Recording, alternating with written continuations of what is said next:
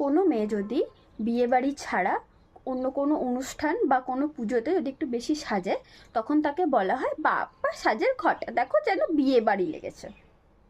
আর এখন যা দেখি ফেসবুকে, কোনো মেয়ে যদি কোনো বিয়ে বাড়িতে একটু বেশি সেজে যায়, তখন তাকে বলা হয় সে নাকি ব্রাইডকে কম্পিটিশন দিচ্ছে। ব্রাইড বাদে কারোর বেশি সাজাই উচিত নয়।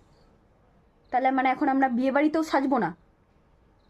আর ব্রাইডকে কম্পিটিশন দিচ্ছে মানে কি? ব্রাইড যদি ব্রাইডের মতন সাজে তাকে কেউ কম্পিটিশন দিতে পারে না।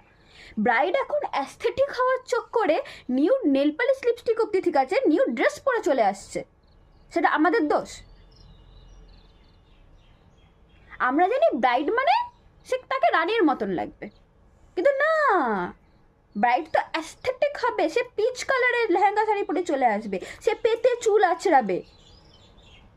আর সেই দোষ এখন যদি আমরা সাজি আমাদের দোষ? আমরা জানি বিয়ে বাড়ি মানে সাজবো। আমি অন্তত বিয়ে বাড়িতে যাই সাজতে। আমার কার বিয়ে, কি রান্না হচ্ছে, কে যাচ্ছে না, আমার কোনো সম্পর্ক নেই। আমি যাই বিয়ে বাড়িতে সাজতে। আমি সেজে গুজে বিয়ে বাড়ি যাবো। এখন আমাকে সাজার আগেও ভাবতে হবে যে লোকে এটা বলবে কি না যে বেশি সেজে ফেলেছে, ব্রাইড কম্পিটিশন দিচ্ছে। হ্যাঁ, ইয়ার কি হচ্ছে?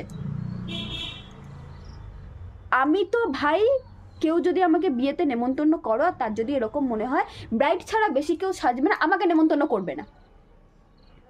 কারণ আমি তো বিয়েতে যাব লাল নীল গোলাপি টকটকে শাড়ি পরে, যা মেকআপ আছে সব করে, যা গয়না আছে সব পরে আমি ওরম ভাবেই যাবো। নয়তো আমি যাবো না।